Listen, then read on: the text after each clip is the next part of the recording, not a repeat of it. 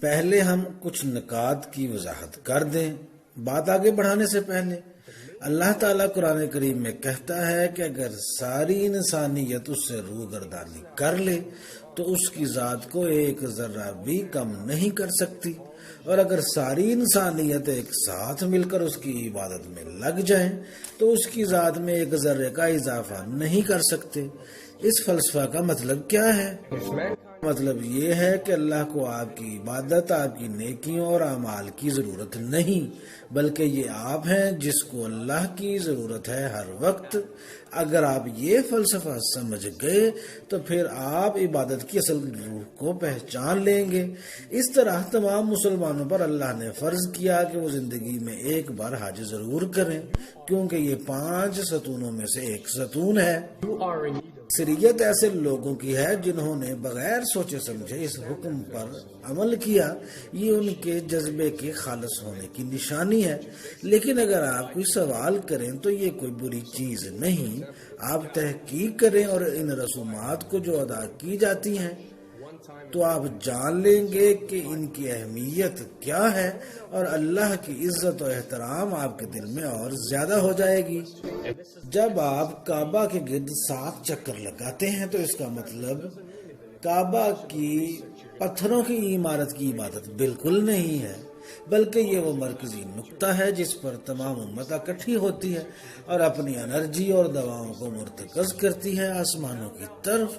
یقین کریں اگر کعبہ وہاں نہ بھی موجود ہو تب بھی مسلمان اسی طرف منہ کر کے عبادت کریں گے۔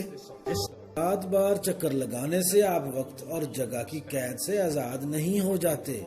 حقیقت یہ ہے کہ کعبہ کے گرد انرجی کے سب سے مضبوط مراکز موجود ہیں اور یہ گھڑی کی الٹی سمت میں چلتے ہیں۔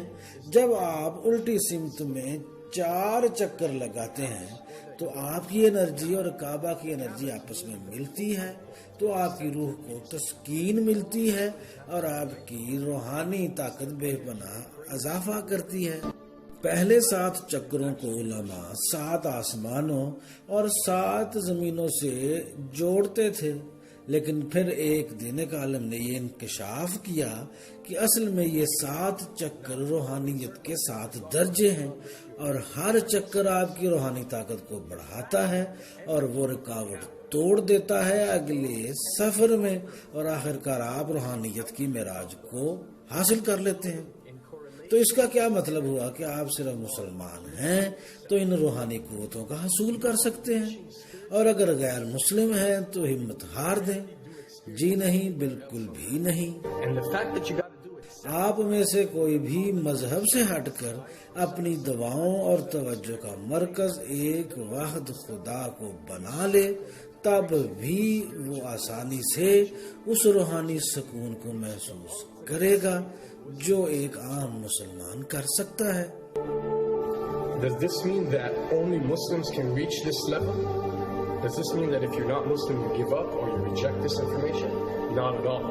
In essence, any one of you, regardless of what your faith is, if you are dedicating your worship and your journey to the one and only Creator and not anything created, then you are on a righteous path.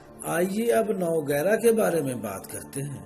نوگیرہ کی اہمیت کو آپ اس طرح سمجھیں کہ جب آپ دوسری دنیا کی مخلوق سے معاملات کرتے ہیں، مثال کے طور پر جن یا شیاطین کے ساتھ، تو وہ لوگ جو علومیناتی ہیں یا ان کا ایجنڈا شیطان کا ایجنڈا ہے، تو وہ آپس میں بات کرنے کے لیے کچھ الفاظ مخصوص کرتے ہیں جو مختلف زبانوں کے مجموعے ہوتے ہیں، یا پھر ایسا کہہ لیں کہ وہ 2 دنیاؤں میں بات چیت کی مشترکہ زبان ہوتی ہے، اور یہ زبان اعداد اور اشکال پر مبنی ہے۔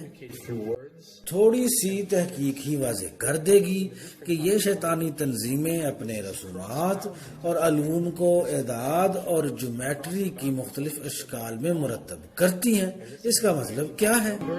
اس کا مطلب یہ ہے کہ ہر عدد کا ایک مطلب اور ہر شکل کا ایک پیغام جب یہ گروہ سے پیش کرتا ہے کسی کو، ہر شخص کے اوپر ان اعداد اور اشکال کا اثر ویسا نہیں ہوتا۔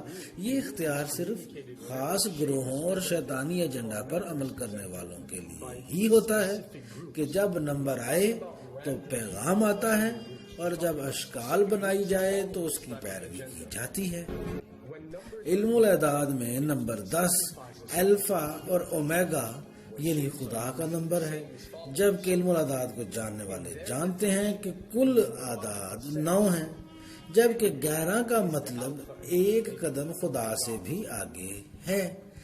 101 مطلب ایک قدم خدا سے آگے، 911 کا مطلب ہے خدا کو پیچھے چھوڑ دینا۔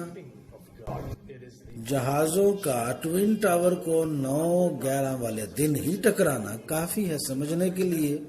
امریکہ میں جب بھی کوئی ایمرجنسی ہو، ایک نمبر ہے جس پر فون کر کے مدد مانگی جا سکتی ہے، اور وہ ہے 911۔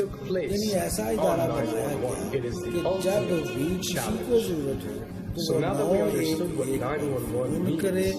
اس میں کوئی غلط بات یا بری بات تو نہیں، لیکن جب آپ اس شیطانی اور رذیل تنظیموں کی بدنیتی پر مبنی سوچ کو جانیں گے تو آپ کو محسوس ہوگا کہ اس کا مطلب اعداد کی زبان میں یہ ہے کہ آپ بڑی اور آپ نے 911 ڈائل کیا، یعنی آپ پیچھے چھوڑا اور انہیں اپنی ضرورت کے لیے فون کر کے مدد مانگی۔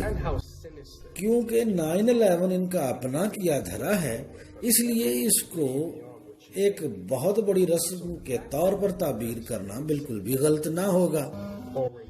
9/11 کو ان کی رسم جاننے کے لیے 4 بنیادی وجوہات ہمارے سامنے ہیں۔ یہ جنگ کی دعوت کا آغاز تھا خدا اور ان تمام روحانی طاقتوں کو جو خدا کے راستے پر چلتی ہیں، شیطان اور اس کے پیروکاروں کی طرف سے، آپ مانیں یا نہ مانیں۔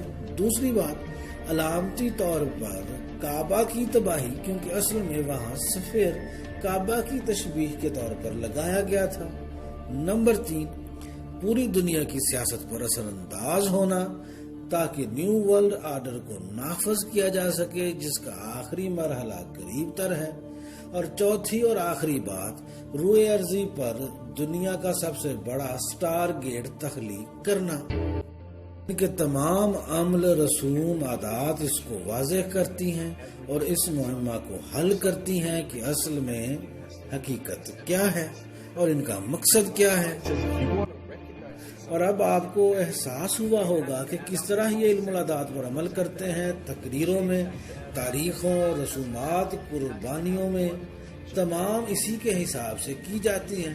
لیکن اگلی بات آپ کی دماغ کی چولیں ہلا دے گی۔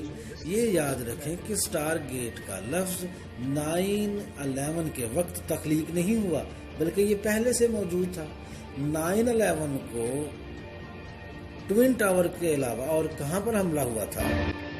ٹوین ٹاورز اصل میں باقی تمام زمین پر بنے ٹوین ٹاوروں کی طرح ہیکل سلیمانی کے 2 ستونوں کی نشانی ہے۔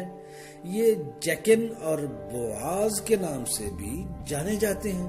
ہیکل سلیمانی کے دروازے پر لگے ہوئے ہیکل کے 2 دروازے، ان سے گزر کر ہی جنات حضرت سلیمان کے دربار میں اس حالت میں آ جاتے تھے کہ انہیں ہر کوئی دیکھ سکتا اور ان سے بات کر سکتا تھا۔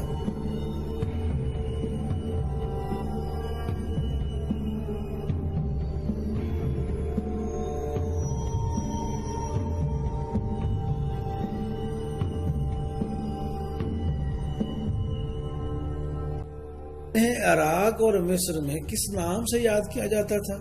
جی ہاں، دروازہ کہہ کر۔